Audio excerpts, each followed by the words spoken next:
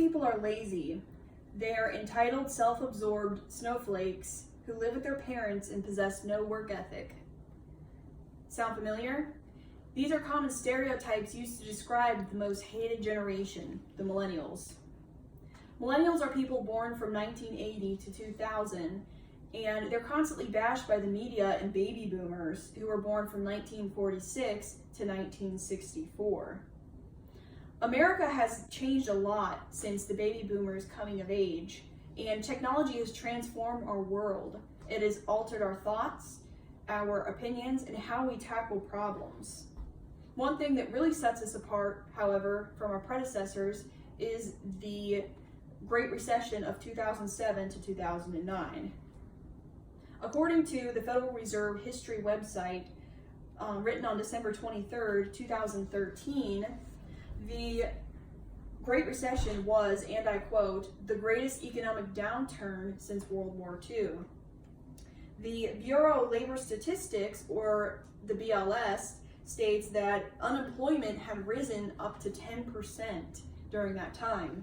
If you can look at this chart, you can see it illustrates just that. You see October 07 to October 09, and you can see that the line is going up.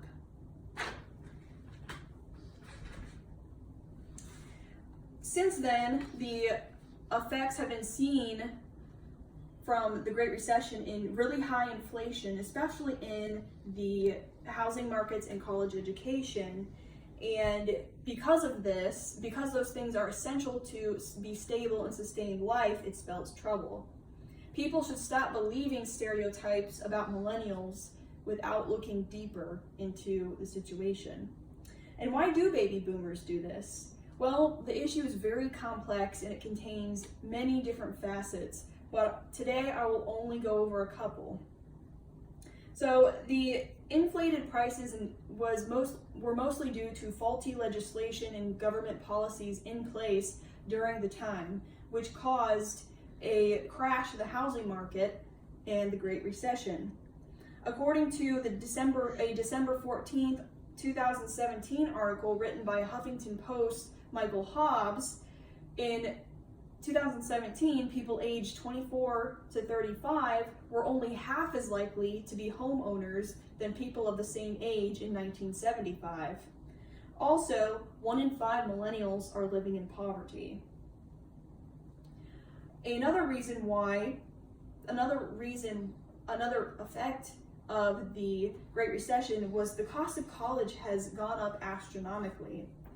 Ashley Stahl, a financial advisor for Forbes, wrote in her article, Millennials, a Millennial Manifesto, How Gen Y Will Change the World, on May 6, 2016, that in 2014, the average college graduate had debt of $30,000 upon graduation, and the total student loan debt in the US has gone up to $1.2 trillion.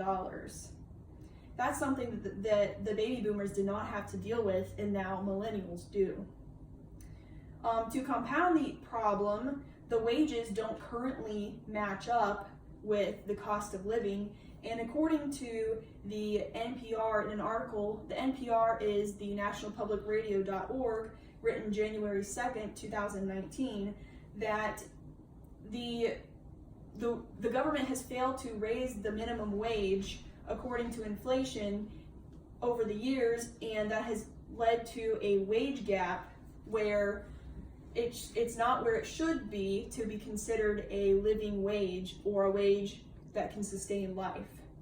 Because of these issues, home ownership being relatively unattainable, the cost of education being so high, and wages not matching up, things are clearer, but they're not the sole causes of the stereotypes. Baby boomers, according to a Workfront blog copyrighted in 2019, that 1% of them think that millennials have a strong work ethic, and 76% of them believe that they're least likely to take responsibility in the workplace.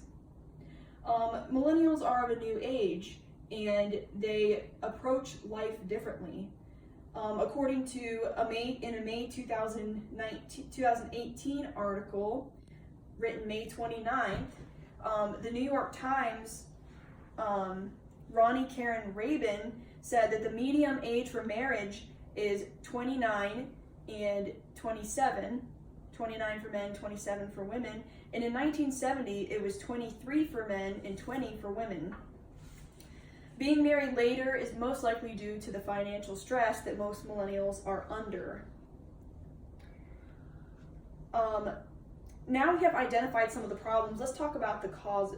Let's talk about a few solutions. Because legislation and policies were partly to blame for the recession, we can work to ensure that laws are enacted to prevent things like this. We can vote in city, state, and national elections. We can raise the minimum wage to match inflated cost of living. Tuition, another issue. We can have laws that limit the cap on the federal funding of colleges and the amount that students are allowed to take out. Also, another solution to the cause is baby boomers can take the time to realize what causes the actions of millennials, and they can learn to understand and communicate with them. Shelley Bannon states in a November 2011 edition of the New York CPA Journal that millennials are 50 to 800 billion strong, and they're poised to become powerful drivers of the economy, both as employees and consumers. And when you bridge that gap between the generations, you can learn from each other. And as the future is in the hands of millennials, baby boomers need to come to this realization and understand them. In conclusion, I believe that stereotypes about millennials are untrue, and they've been caused by other factors, not just personality flaws. Baby boomers continue to stereotype millennials who are burdened with debts, can't buy homes, and they have a lot of college debt as well. However, we can change this by voting. We can put caps on government allowances for college tuition, and boomers can come to understand and communicate with millennials in order to make them better. Until these things happen, stereotypes are going to be continued to be believed by people and perpetuated. Millennials are America's future. In order to understand them, we need to understand them and train them so that they will succeed and our nation will be strong once again. Thank you.